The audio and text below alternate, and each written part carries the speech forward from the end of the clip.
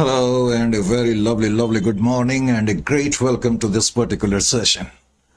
तो बेटे इस पर्टिकुलर सेशन में अब जैसे कि आप लिखा हुआ देख ही रहे हो, हम चर्चा जो करेंगे थ्योरेटिकल एस्पेक्ट्स की कुछ करेंगे, जिसमें कि हम देखने की कोशिश करेंगे अकाउंट्स का मीनिंग क्या है, स्कोप क्या है, सिग्निफिकेंस क्या है और साइकिल क्या है। ये आपके सिलेबस का पार्ट है, इसलिए चैप्टर कराना पड़ रहा है। हालांकि सिर्फ नोट्स के जरिए भी आप इस चैप्टर को खुद भी कर सकते थे, इसमें किसी तरीके का डाउट नहीं है। ठीक है, अब इसमें मेरे पढ़ाने लायक टू बी वेरी ऑनेस्ट कुछ भी नहीं है। नोट्स आपके पास मौजूद हैं और आप चाहो तो नोट्स को पढ़ करके इसको आसानी से कर सकते हो, खुद ही कर सकते थे, बड़ी आसानी से कर सकते थे।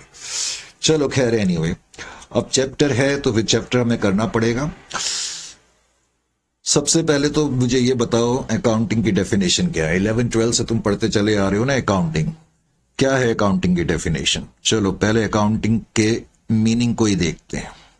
अकाउंटिंग, अगर कोई आपसे पूछे कि अकाउंटिंग क्या है तो what will be your reply? What will be your reply? Sir accounting simply refers to, या आप बता रहे हो? चलो मैं लिख लेता हूं। यस, आगे बोलो। अकाउंटिंग सिंपली रेफर्स टू, आगे क्या लिखूं? सर लिखो आर्ट ऑफ, क्या लिखूं? Art of recording. Very good. और क्या लिखूं? Art of recording, classifying. यानी कि अकाउंटिंग एक आर्ट है रिकॉर्ड करने का, रिकॉर्ड करने के बाद उनको क्लासिफाई करने का, क्लासिफाई करने के बाद उनको समराइज करने का। तुम्हें मालूम है ना, हम बिजनेस की जितनी भी ट्रांजैक्शंस होती हैं उनको रिकॉर्ड करते हैं। रिकॉर्ड करने के बाद फिर हम ट्रायल बैलेंस वगैरह बनाते हैं। ट्रायल बैलेंस से फिर हम प्रॉफिट एंड लॉस और बैलेंस शीट बनाते हैं। यही समराइजिंग का मतलब है। समराइजिंग का मतलब भी है trading and profit and loss account banana, balance sheet banana. And interpreting, interpreting का मतलब होता है किसी चीज को एनालाइज करना। इंटरप्रेटिंग, ये डेफिनेशन आप क्लास 11 से पढ़ते चले आ रहे हैं। Accounting is the art of recording, classifying, summarizing and interpreting क्या? The business transactions. तो चीजों को रिकॉर्ड करने के बाद, क्लासिफाई करने के बाद, समराइज करने के बाद, उसको एनालाइज करने के बाद फिर हम क्या करते हैं? पहले मैं लिख लूं, interpreting the business transactions systematically, एक तरीके से उनको, एक तरीके का मतलब है एक तरीके से, एक सलीके से हम बिजनेस ट्रांजैक्शन को इंटरप्रेट करते हैं। और इंटरप्रेट करने के बाद हम अपने रिजल्ट्स उन तमाम पार्टीज को कम्युनिकेट करते हैं जिनका भी हमारे बिजनेस में इंटरेस्ट होता है। तो interpreting the business transaction systematically and communicating, and communicating, and communicating the business transactions, the business results लिखो, and communicating the business results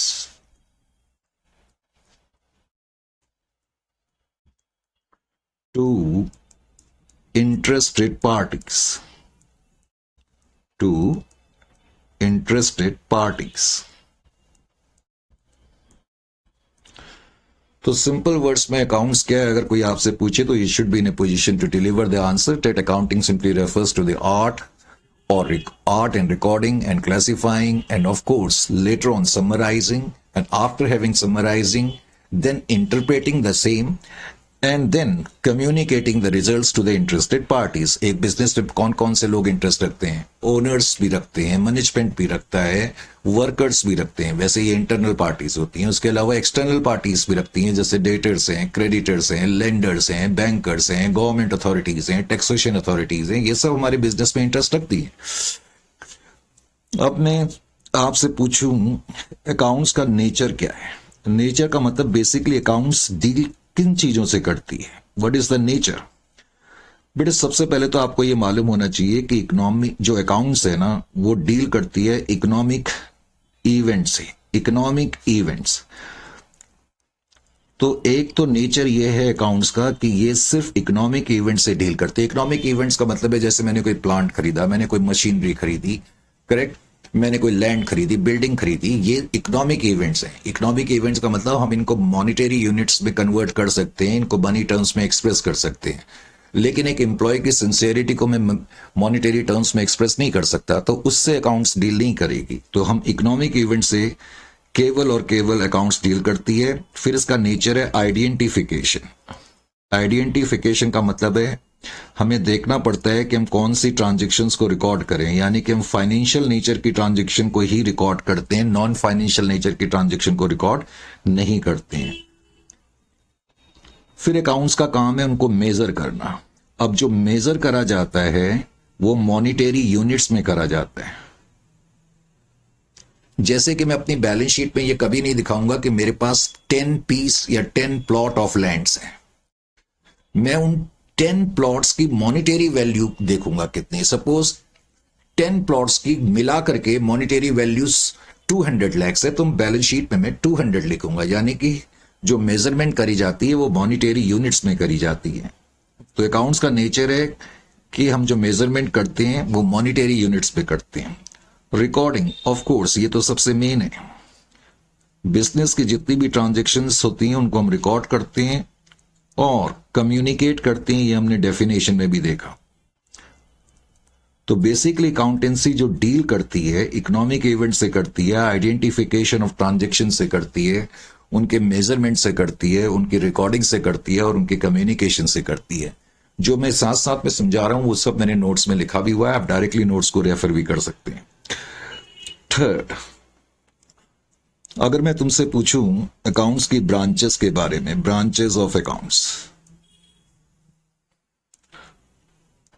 अब एक जमाना होता था अकाउंट्स की ब्रांचेस जो होती थी वो 1 या 2 होती थी, लेकिन आजकल के टाइम में अकाउंट्स जो है वो बढ़ती चली जा रही है, फैलती चली जा रही है, इसलिए अकाउंट्स की नई नई ब्रांचेस देखने में आती हैं। एक तो ब्रांच है जिसको तुम कहते हो और जो तुम पढ़ भी रहे हो, फाइनेंशियल अकाउंटिंग। फाइनेंशियल अकाउंटिंग बताने की जरूरत नहीं कि ये अकाउंट्स की वो ब्रांच है जो फाइनेंशियल ट्रांजैक्शन से डील करती है। फिर होती है कॉस्ट अकाउंटिंग, जो कि तुम्हारा एक सब्जेक्ट भी है। ये अकाउंट्स की वो ब्रांच है जो एस्टिमेशन ऑफ, कॉस्ट अकाउंटिंग है। मैंने कॉस्टिंग लिख दिया था, कॉस्ट अकाउंटिंग, ठीक है। ये कॉस्टिंग नहीं है, कॉस्ट अकाउंटिंग है। कंफ्यूज ना हो जाओ, मैं तुम्हें मिटा देता हूं यहां पर, ये कॉस्ट अकाउंटिंग है, ठीक है। तो कॉस्ट अकाउंटिंग अकाउंट्स की वो ब्रांच होती है बेटा जिसका ताल्लुक जो है एस्टिमेशन ऑफ कॉस्ट से होता है।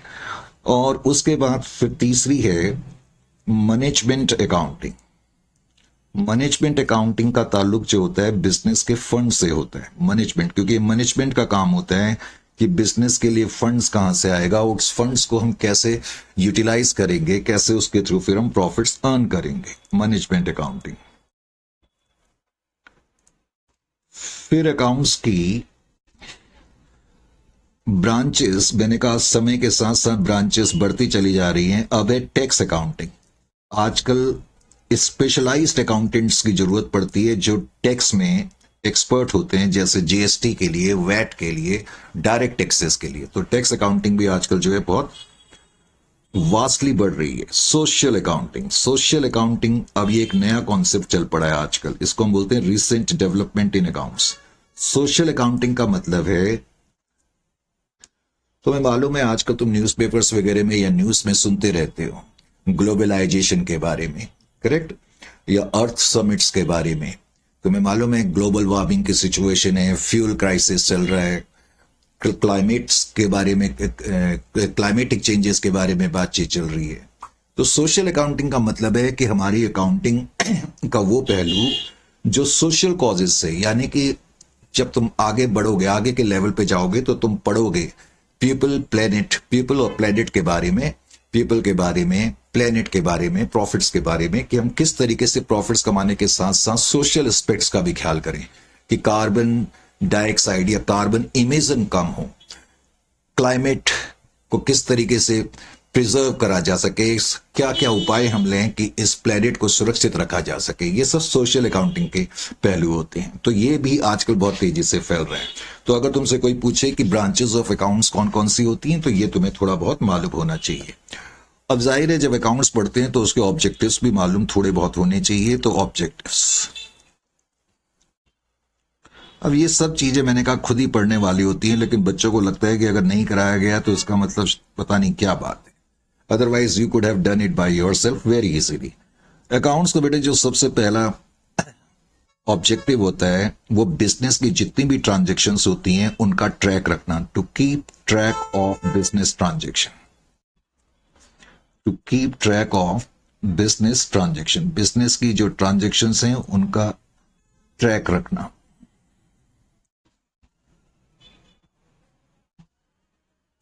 ये तो पहला ऑब्जेक्टिव है ही है, इसमें तो किसी तरीके का डाउट नहीं है। उसके बाद दूसरा ऑब्जेक्टिव है B, to keep details of the transaction. एक तो कौन कौन सी ट्रांजेक्शन्स हुई और उसके अलावा वो ट्रांजेक्शन किस किस चीज के लिए हुई, to keep details of the transaction.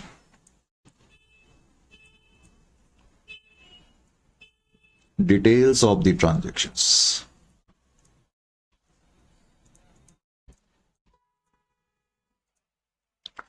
सी, अब हम बिजनेस की ट्रांजैक्शंस का डिटेल्स रखते हैं, उनको रिकॉर्ड भी करते हैं, क्लासिफाई भी करते हैं। किस लिए करते हैं? ताकि हम अपनी फाइनेंशियल पोजीशन को रिफ्लेक्ट कर सकें, to reflect financial position, to reflect financial position. ये भी हमारा ऑब्जेक्टिव है। डी, टू फुलफिल, अब कुछ लीगल रिक्वायरमेंट्स होती हैं, जैसा कि मैंने कहा जीएसटी भरना है, टैक्स भरना है, correct. To fulfil legal obligation या लीगल रिक्वायरमेंट्स को पूरा करने के लिए भी अकाउंट्स की जरूरत पड़ती है। तो ये मेन ऑब्जेक्टिव्स होते हैं। अब कई बार अकाउंट जब हम ये चीजें प्रिलिमिनरी चीजें पढ़ते हैं तो ऑब्जेक्टिव के साथ साथ इसके फंक्शंस भी पढ़ते हैं। अब बेसिकली ऑब्जेक्टिव और फंक्शंस देखा जाए तो मोर और लेस सेम ही है, फिर भी मैंने लिखा दिए। A, to maintain systematic record, account का सबसे चीफ फंक्शन जो है, मुख्य उद्देश्य ये है टू मेंटेन सिस्टमेटिक रिकॉर्ड्स, एक सिस्टमेटिक तरीके से बिजनेस के रिकॉर्ड्स को मेंटेन करना, सिस्टमेटिक रिकॉर्ड्स। दूसरा ये है कि जो हमारे रिजल्ट्स है उनको हम कम्युनिकेट करते हैं, टू कम्युनिकेट। हमने शुरू में देखा था कम्युनिकेट किनको करते हैं, जिनका भी इंटरेस्ट हमारे बिजनेस में होता है, to communicate financial results.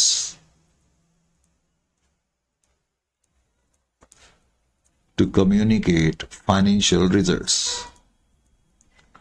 C, to comply legal requirements, जैसा कि अभी थोड़ी देर पहले मैंने कहा कई तरह की लीगल रिक्वायरमेंट्स होती हैं। टाइम से हमें टैक्स देना पड़ता है, एडवांस टैक्स देना पड़ता है, जीएसटी देना पड़ता है, वैट देना पड़ता है।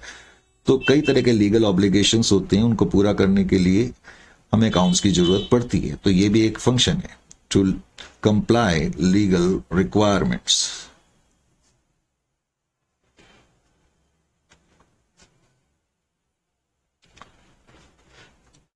फिर अकाउंट्स का मेन फंक्शन ये है कि जो बिजनेस के यूजर्स हैं, यानी कि जो भी पार्टीज हमारे बिजनेस में इंटरेस्ट रखती हैं, उनको हम अपनी इंफॉर्मेशन दें, टू प्रोवाइड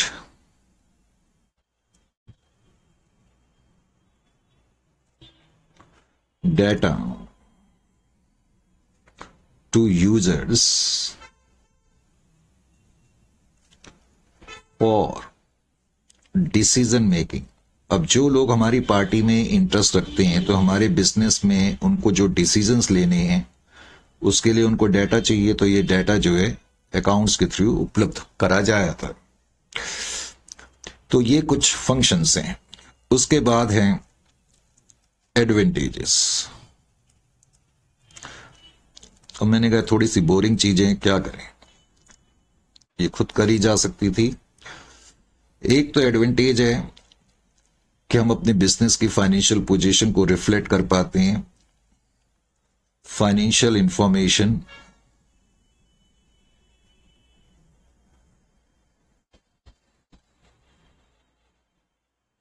अबाउट बिजनेस। तो अकाउंट्स की सबसे बड़ी एडवांटेज ये है कि हमें फाइनेंशियल इंफॉर्मेशन हासिल होती है अबाउट द बिजनेस।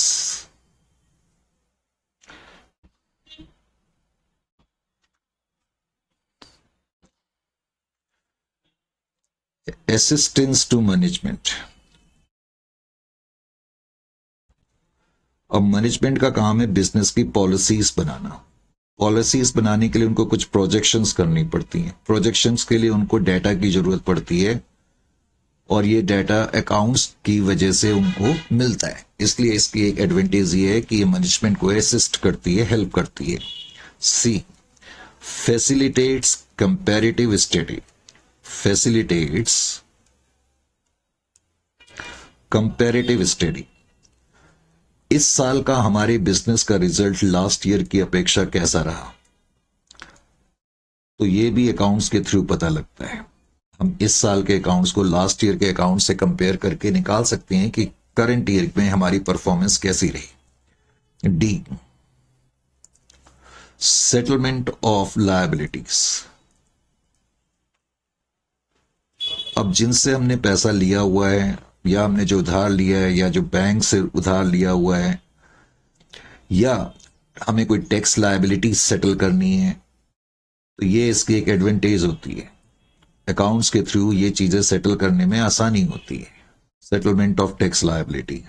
मुझे फाइनेंशियल इंस्टीट्यूशन से लोन लेना है तो वो भी मेरे अकाउंट्स को चेक करेंगे, मेरी परफॉर्मेंस को देखेंगे। रेजिंग ऑफ लोन्स, यानी कि मुझे लोन्स वगैरह रेज करने हैं तो मुझे अकाउंट्स की जरूरत पड़ेगी। कोर्ट में अगर मुझे अपना कोई पॉइंट प्रूफ करना है तो मेरे पास सफिशिएंट डाटा ऑफ प्रूफ होने चाहिए। तो ये एविडेंस का काम करती है। Works as evidence, works as an evidence in court. तो हम कह सकते हैं कि ये कोर्ट में एविडेंस का काम भी करती है। और कल अगर मुझे अपने बिजनेस को बेचना है, सपोज मुझे अपना बिजनेस बेचना है और तुमको बेचना है, तो क्या तुम मेरा बिजनेस ऐसे ही खरीद लोगे? पहले तो मेरे बिजनेस के परफॉर्मेंस को देखोगे, मेरे अकाउंट्स को देखोगे, परखोगे, उसके बाद फिर तुम अपनी वैल्यू बताओगे कि आप मेरा बिजनेस कितने में खरीदोगे। तो फैसिलिटेट्स सेल ऑफ बिजनेस।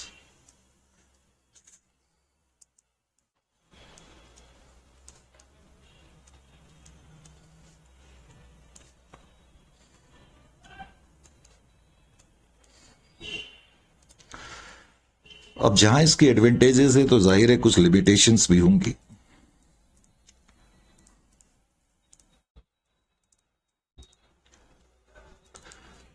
अब ये जो थ्योरेटिकल सेक्शन है इसमें से तुम्हारे को केवल ऑब्जेक्टिव टाइप क्वेश्चंस पूछे जा सकते हैं, इसलिए तुम्हें मेन चीजें ये मालूम होनी चाहिए। एक तो लिमिटेशन है, मैं पहले ही बता चुका हूं कि हम नॉन मॉनिटरी ट्रांजैक्शंस जैसे किसी इंप्लॉय की स्किल है, करेक्ट, ऑनेस्टी है, सिंसेरिटी है, लॉयल्टी है, ये सब्जेक्टिव चीजें, इनको मॉनिटरी टर्म्स में नहीं ढाल सकते, तो इसलिए अकाउंट्स में इनको मेजर नहीं करा जा सकता। तो इग्नोर्स नॉन मॉनिटरी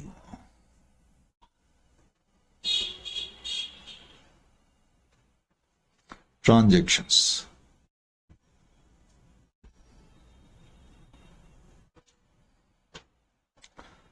फिर तुमने देखा होगा कि अकाउंट्स में हम चीजों को हिस्टोरिकल कॉस्ट पर रिकॉर्ड करते हैं। हिस्टोरिकल कॉस्ट पर, जैसे मैंने कोई एसेट है, आज मैंने 10 लाख रुपए में खरीदा तो मैं उसको 10 लाख पर रिकॉर्ड करूंगा, लेकिन हो सकता है कि मार्केट की वैल्यू और 1 साल के बाद भी वो एसेट 10 लाख की वैल्यू पर ही नजर आएगा, लेकिन समय के साथ साथ वैल्यू चेंज होती चली जाती है। तो ये भी एक लिमिटेशन है कि अकाउंट्स में हम हिस्टोरिकल कॉस्ट को ही रिफ्लेक्ट करते हैं। सी, बेस्ड ऑन एस्टिमेट्स। अब अकाउंट्स जो होती है ना वो एस्टिमेट्स पर बेस्ड होती है। Based on estimates. Based on estimates का मतलब क्या है कि जब हम अकाउंट्स में जैसे प्रोविजन फॉर डाउटफुल डेट्स वगैरह बनाते हैं, करेक्ट, या प्रोविजन हम किसी चीज के लिए बनाते हैं, तो ये एस्टिमेशंस पर बेस्ड होता है, ये कोई हकीकत पे नहीं होता। तो जरूरी नहीं है कि उतना प्रोविजन जितना हमने बनाया हकीकत में उतने ही बैड डेट्स हो जाएं। तो ये इसकी एक लिमिटेशंस होती है। और अकाउंटेंसी जो है वो न्यूट्रल नहीं है, ये बायस्ड है, नॉट न्यूट्रल। कई बार मैनेजमेंट क्या करता है, अपना प्रॉफिट ज्यादा दिखाता है, एग्जिगरेट करता है, जिसको हम अकाउंट्स में कहते हैं window dressing.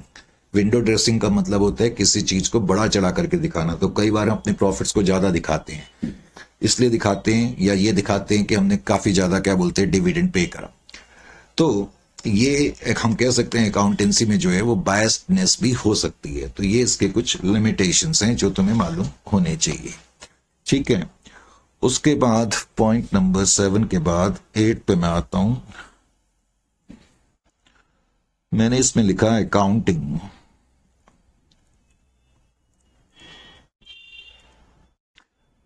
As information system.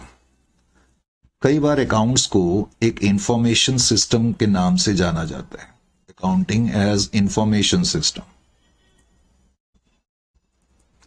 क्या मतलब हुआ अकाउंटेंसी एज इंफॉर्मेशन सिस्टम का? बताओ जरा तुम, ये बिल्कुल नॉर्मल कॉमन सी चीज है। क्यों कहेंगे अकाउंटिंग को as information system? Correct,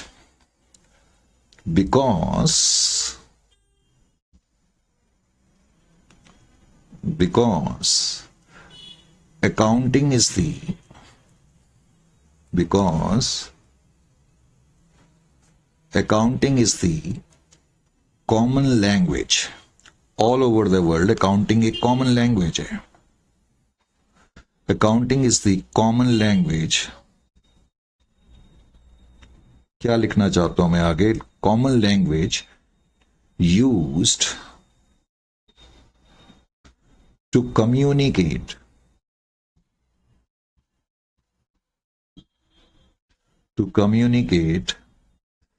financial information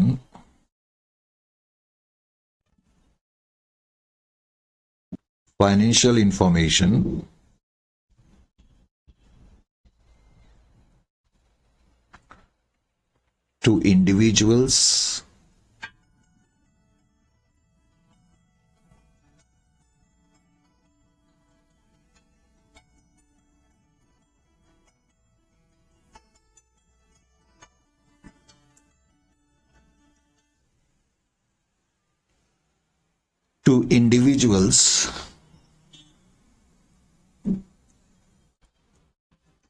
organizations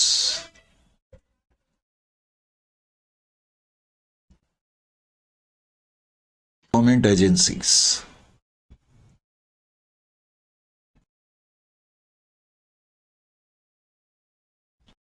all over the world क्या है कि अकाउंटिंग को यूज करा जाता है अपने रिजल्ट्स को कम्युनिकेट करने के लिए, अपनी फाइनेंशियल इंफॉर्मेशन को कम्युनिकेट करने के लिए उन लोगों को जिनका भी इंटरेस्ट हमारे बिजनेस में है, चाहे वो इंडिविजुअल हैं, चाहे वो ऑर्गेनाइजेशन हैं, चाहे वो एजेंसीज हैं। एजेंसीज का मतलब चाहे वो टैक्सेशन अथॉरिटीज हैं, गवर्नमेंट अथॉरिटीज हैं, चाहे वो ऑर्गेनाइजेशन है, बैंक्स हैं, चाहे वो इंडिविजुअल्स हैं, इन्वेस्टर्स हैं। तो इसलिए अकाउंटेंसी को एक इंफॉर्मेशन सिस्टम कहा जाता है, क्योंकि इन लोगों को इंफॉर्मेशन जो मिलती है वो अकाउंट्स के थ्रू मिलती है। इसी तरह से अकाउंटिंग को as a source of information भी कहा जाता है। Accounting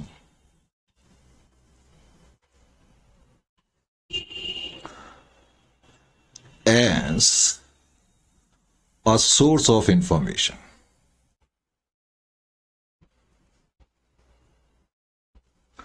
accounting as a source of information.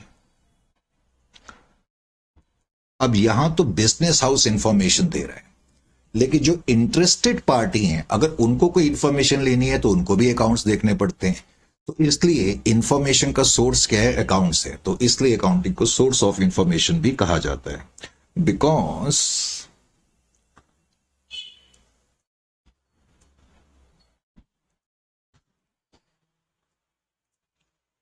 on the basis of financial information, on the basis of financial information,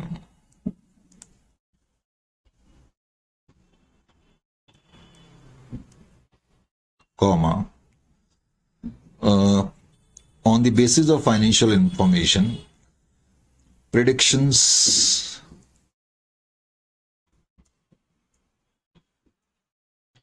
comma, comparisons,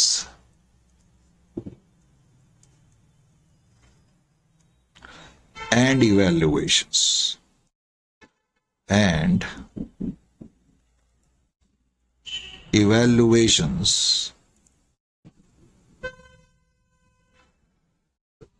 evaluations of financial position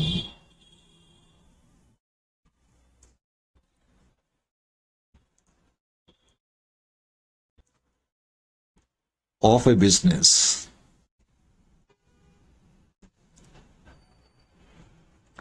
is done by the users. अब users में चाहे वो investors हों, चाहे वो banks हों, चाहे वो क्रेडिटर्स हों, तो अगर उनको कोई प्रिडिक्शन करनी है, कोई डिसीजन लेना है, कुछ कंपैरिजन करना है, कुछ इवैल्यूएशन करना है, तो वो अकाउंट्स के सारे जो फाइनेंशियल इंफॉर्मेशन हमें मिलती है उसके बेस पर ये सब कर पाते हैं. इसलिए अकाउंटिंग को as a source of information भी कहते हैं. अब ये बहुत ही कॉमन सा क्वेश्चन, अकाउंट्स के जो यूजर्स हैं वो कौन कौन से होते हैं? यूजर्स. अब अकाउंट्स के जो यूजर्स होते हैं, एक तो हम कह सकते हैं इंटरनल यूजर्स. इंटरनल यूजर्स में आपके आ गए जैसे ओनर्स, जैसे कि मैनेजमेंट,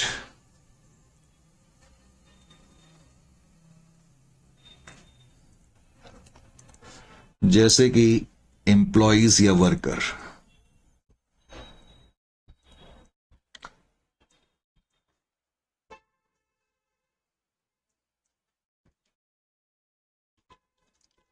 ओनर्स इस बात पे इंटरेस्ट रखते हैं भाई कि हमारे बिजनेस की परफॉर्मेंस क्या रही, हमारा प्रॉफिट कितना रहा, हमने जो कैपिटल लगाई उस पर रिटर्न कितना आ रहा है. मैनेजमेंट को अकाउंट्स की जरूरत या क्यों पड़ती है? क्योंकि उनको अपनी मैनेजमेंट पॉलिसीज बनानी है, प्रोजेक्शंस करने हैं, तो उसके लिए उनको फाइनेंशियल डाटा चाहिए. एम्प्लॉयज और वर्कर्स का इंटरेस्ट इस बात में रहता है कि कंपनी ने जिस प्रपोर्शन में प्रॉफिट कमाया उस प्रपोर्शन में हमें सैलरी या बोनस मिल रहा है या नहीं मिल रहा. B, external users.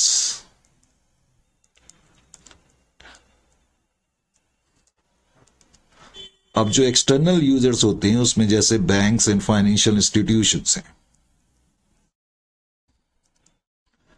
क्योंकि ये किसी कंपनी को या एंटिटी को लोन देते हैं, तो उनका जो इंटरेस्ट होता है वो इस बात में होता है कि कंपनी की सॉल्वेंसी पोजीशन कैसी है. सॉल्वेंसी पोजीशन का मतलब कंपनी हमारे दिए हुए लोन को रिटर्न कर पाएगी या नहीं कर पाएगी, या कंपनी कैपेबल है या नहीं है. इस पर्पस के लिए ये इंटरेस्ट रखते हैं.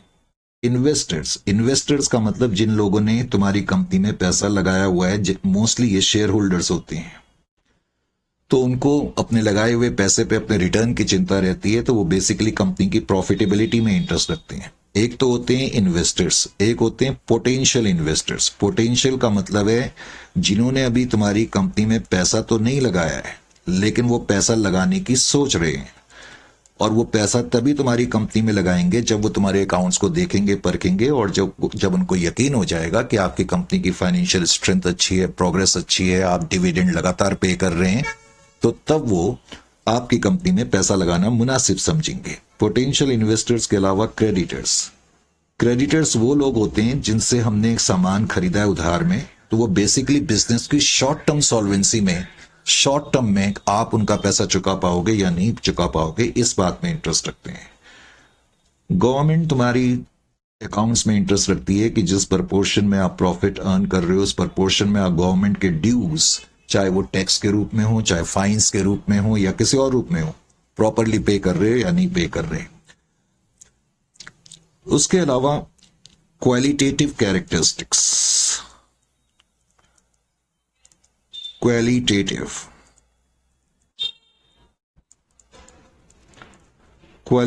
कैरेक्टरिस्टिक्स.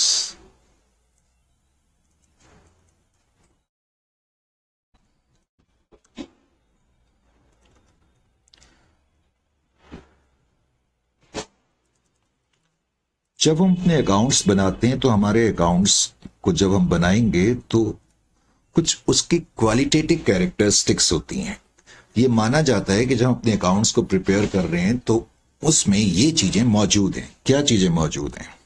वन, एक तो हम कहते हैं रिलायबिलिटी। अकाउंट्स में रिलायबिलिटी होनी चाहिए। अभी मैं रिलायबिलिटी को एक्सप्लेन करूंगा। रेलिवेंसी, अकाउंट्स रेलिवेंट होने चाहिए।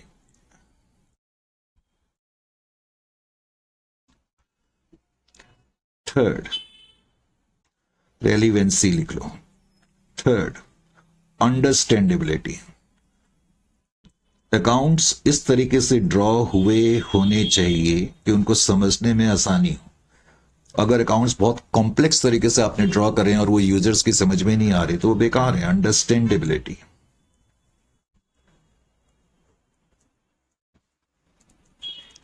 और फोर्थ, आपने जो अकाउंट्स ड्रॉ करे हैं उसमें कंपैरेबिलिटी का एलिमेंट होना चाहिए। कंपैरेबिलिटी का एलिमेंट का मतलब है इस साल के अकाउंट्स को पिछले साल के अकाउंट से कंपैरिजन करने में आसानी हो। यानी कि लास्ट ईयर आपने जो अकाउंटिंग पॉलिसीज अडॉप्ट करी थी वही पॉलिसी आपने अडॉप्ट करी हुई होनी चाहिए। रेलिवेंसी का मतलब है कि अकाउंट्स जो हैं वो रेलिवेंट तब माने जाते हैं जब वो अनबायस्ड तरीके से बनाए जाते हैं और वो टाइमलीनेस के साथ प्रस्तुत करे जाते हैं, तो तब वो रेलिवेंट अकाउंट माने जाते हैं। अब बात चल रही थी रिलायबिलिटी की। किसी ऑर्गेनाइजेशन के अकाउंट रिलायबल हैं या नहीं रिलायबल हैं, इस बात का पता इन बातों से लगता है। वेरीफाइबल, यानी कि जो अकाउंटिंग इंफॉर्मेशन है अगर मैं उसको वेरीफाई करना चाहूं, चेक करना चाहूं तो मैं कर पाऊं, यानी कि वो वेरीफाइबल होनी चाहिए। दूसरा, free from personal bias. Free from personal bias. Free from personal bias का मतलब है कि वो न्यूट्रल तरीके से बने हुए होने चाहिए। करेक्ट? तब अकाउंट्स रिलायबल माने जाते हैं अगर उसमें ये दो चीजें हो। इसका मतलब है जो रिलायबिलिटी है ना, हम कह सकते हैं जो रिलायबिलिटी है वो इन चीजों पे डिपेंड करती है। रिलायबिलिटी डिपेंड्स अपॉन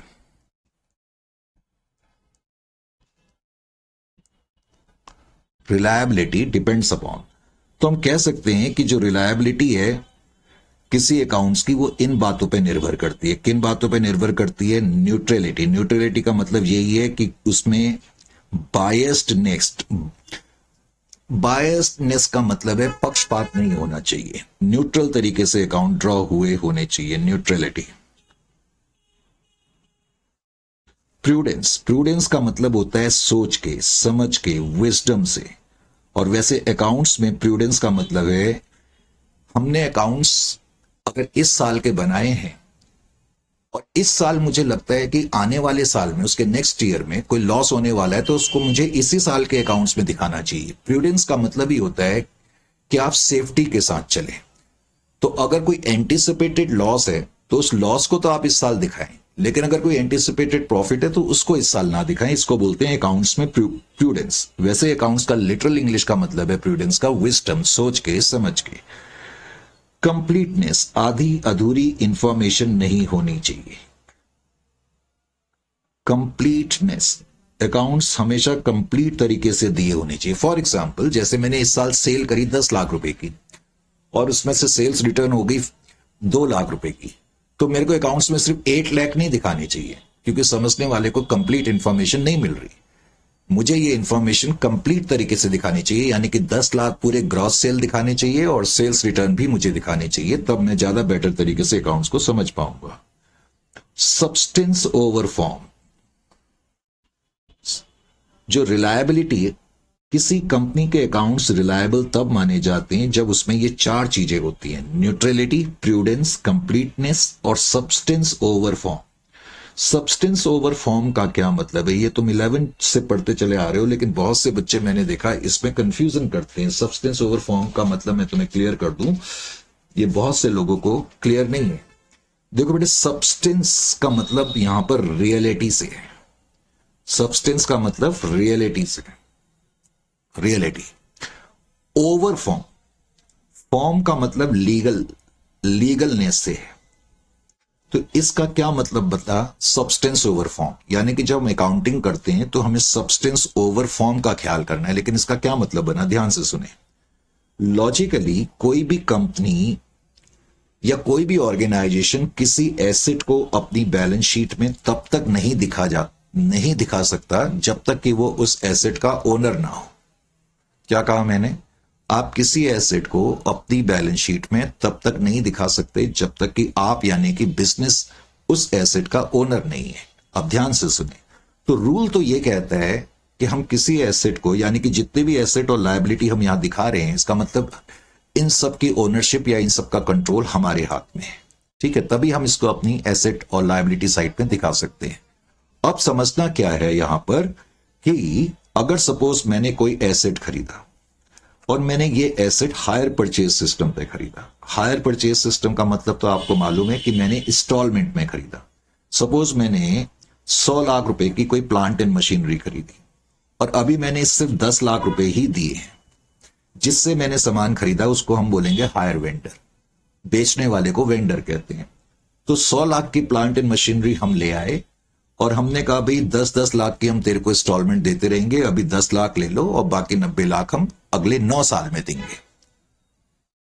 अब लॉजिकली ये जो प्लांट एंड मशीनरी है इसके ओनर हम तब बनेंगे जब 10 साल के बाद मैं आखिरी किस्त वेंडर को पे कर दूंगा। तो लॉजिकली का मतलब ऑन फॉर्म का मतलब लीगल एंगल से। अगर लीगल एंगल से देखा जाए तो I will become the owner of this particular asset only जब मैं लास्ट और अंतिम किस्त पे कर दूंगा।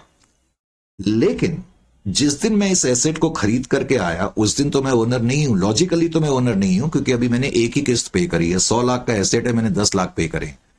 लेकिन बिकॉज हकीकतन मैं इस एसेट का मालिक ना होते हुए भी इस एसेट को यूज करने की स्थिति में हूं एज ए मालिक के रूप में, क्योंकि एसेट को तो यूज मैं ही करूंगा आने वाले 10 साल तक। तो बिकॉज इस केस में हकीकत में यानी कि लीगल एंगल से हम मालिक नहीं है, लेकिन सब्सटेंस रियलिटी को देखा जाए तो, हकीकत को देखा जाए तो हम मालिक हैं। इसलिए इस एसेट को हम अपनी बैलेंस शीट में दिखाएंगे। यानी कि जो एसेट हम हायर परचेज सिस्टम पे खरीदते हैं, इसका मतलब है हम उनके मालिक तो नहीं है। लॉजिकली हमें उन एसेट को अपनी बैलेंस शीट में दिखाना भी नहीं चाहिए, लेकिन इस रूल के मुताबिक हम उस एसेट को अपनी बैलेंस शीट पे दिखाते हैं। रिलायबिलिटी, यानी कि हमें रिलायबिलिटी अपने अकाउंट्स में तभी लानी है जब हम इन चार चीजों का ख्याल करेंगे जो अभी अभी मैंने आपके सामने यहां पर बयान करी। Is it clear to you? यानी कि किसी कंपनी के अकाउंट्स एक्चुअली जो फ्रेमवर्क है, अकाउंट्स का एक बहुत बड़ा फ्रेमवर्क है, उसमें ये क्वालिटेटिव कैरेक्टरिस्टिक्स दी गई हैं। यानी कि जब आप अपने अकाउंट्स बनाते हो तो माना यह जाता है कि आपके अकाउंट्स में ये कैरेक्टरिस्टिक्स होनी ही चाहिए। और मेन चीज है रिलायबिलिटी, और रिलायबिलिटी तब आएगी जब आपने इन चार फैक्टर्स को कंसीडर करके अपने अकाउंट्स को ड्रॉ करा होगा। Is it clear to you? तो ये चीज थोड़ा सा तुम्हें मालूम होनी चाहिए। लीजिए जी, उसके बाद है 12th, role of an accountant.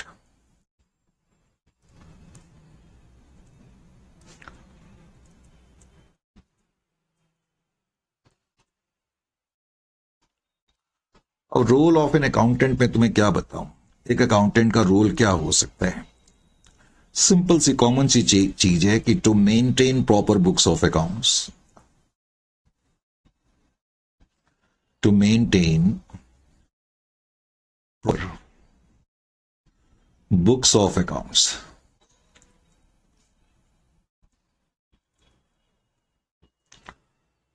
Second, to provide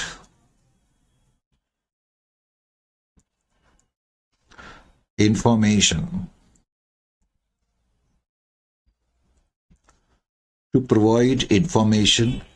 and report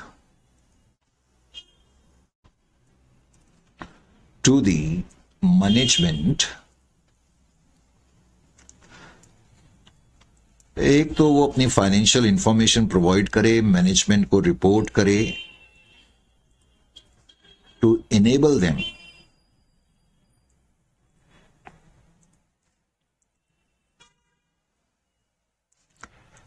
to discharge their duties effectively.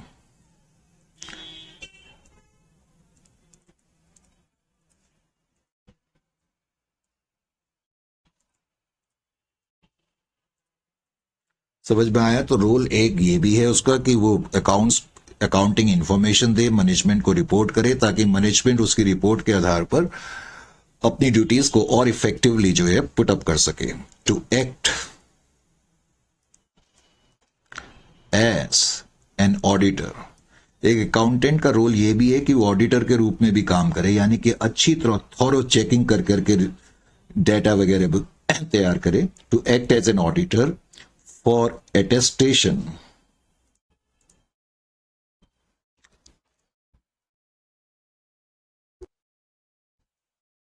of accounts as per legal requirements. इसका मतलब है कि अकाउंट्स जो बनाए जाएं वो थॉरो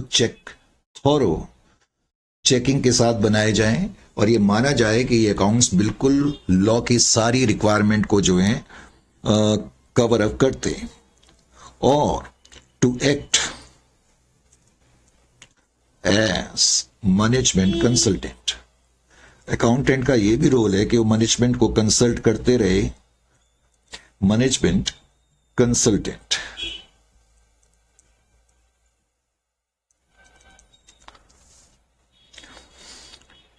थर्ड,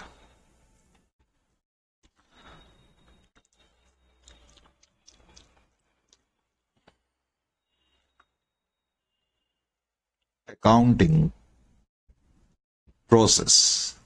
अब अकाउंटिंग प्रोसेस में मेरे बताने लायक कुछ भी नहीं है. Accounting process for debit credit. आपको मालूम है बिजनेस में जब हम ट्रांजैक्शंस रिकॉर्ड करते थे तो एक पहलू डेबिट एक पहलू क्रेडिट करते थे. अब बताओ इसमें मेरे पढ़ाने लायक क्या है? ये सब तो तुमने पढ़े हुए हैं, करेक्ट? डेबिट क्रेडिट करने के जो रूल्स थे तुम्हें मुझसे ज्यादा बेहतर मालूम है. एक तो होता है अमेरिकन अप्रोच, एक होता है ब्रिटिश अप्रोच. अमेरिकन अप्रोच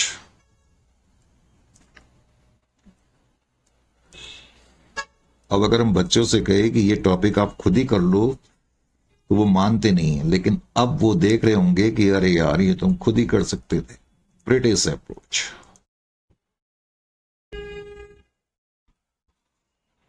अब अमेरिकन अप्रोच जिसको कि तुम एसेट लायबिलिटी कैपिटल अप्रोच भी कहते हो, बेसिकली इस अप्रोच में क्या है, जितने भी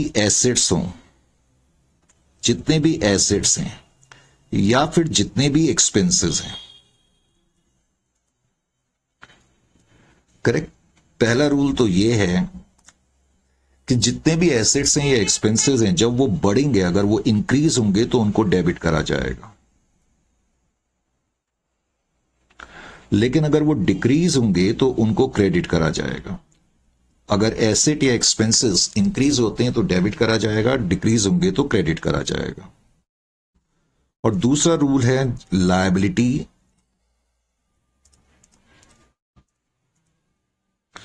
कैपिटल एंड इनकम्स. आपकी लायबिलिटी है या कैपिटल है या इनकम है, अगर ये बढ़ेगी तो आप इसको क्रेडिट करेंगे. इंक्रीज जो होगी वो क्रेडिट करेंगे, डिक्रीज होगी तो ये डेबिट करेंगे. बहुत से लोगों को ये अमेरिकन रूल ज्यादा पसंद आता है और जो हमारे जमाने के लोग हैं उनको ब्रिटिश रूल ज्यादा पसंद आता है. वो इसलिए क्योंकि हम लोगों ने ज्यादा ब्रिटिश रूल पढ़ा हुआ है, जिसको तुम लोग गोल्डन रूल्स भी कहते हो. Golden rules. अब गोल्डन रूल्स में मैं क्या बताऊं, सभी को मालूम है. इसके अंदर जो रियल अकाउंट्स होते हैं, real accounts,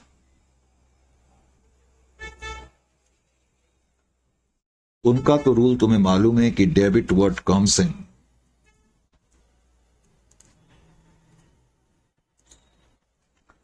and credit what goes out.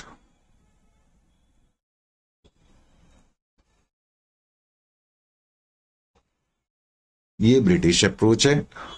और रियल अकाउंट्स के अलावा जो पर्सनल अकाउंट्स हैं,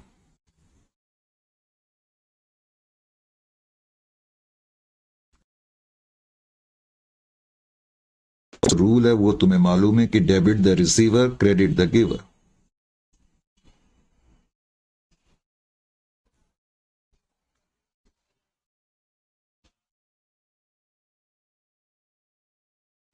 उसके अलावा फिर जो नॉमिनल अकाउंट्स हैं उसका जो रूल है, nominal accounts,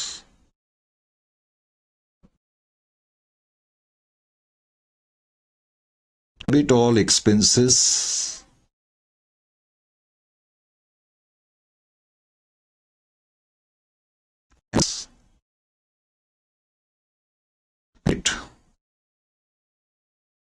all incomes and gains।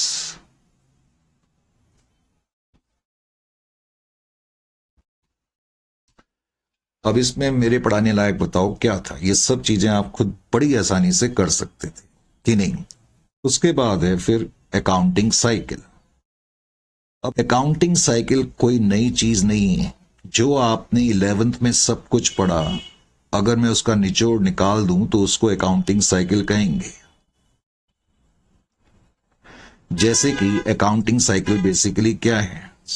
सबसे पहले आप क्या करते थे? जर्नल बनाते थे, प्रिपरेशन ऑफ जर्नल। या आपने अकाउंटिंग इक्वेशन के बाद पहली चीज अपनी शुरुआती जर्नी में पढ़ी थी। जर्नल के बाद आप क्या बनाते थे? Ledger, preparation of ledger. जब सारे लेजर अकाउंट बनके तैयार हो जाते हैं तो उसके बाद आप क्या बनाते थे? Trial balance. और जब ट्रायल बैलेंस बन जाता है तो उसके बाद हम क्या करते हैं? फाइनल अकाउंट्स बनाते हैं। बस ये अकाउंटिंग साइकिल है, प्रिपरेशन ऑफ फाइनल अकाउंट्स। तो अकाउंटिंग थ्योरी में आपको ये चीजें मालूम होनी चाहिए, और ये आप खुद कर सकते थे। नोट्स मैंने सेपरेटली दिए हुए हैं। उसके अलावा नोट्स में मैंने मल्टीपल चॉइस क्वेश्चन भी रखे हुए हैं, तकरीबन 30-40, तो वो भी आप कर लेना। ठीक है, तो नेक्स्ट सेशन में मिलते हैं।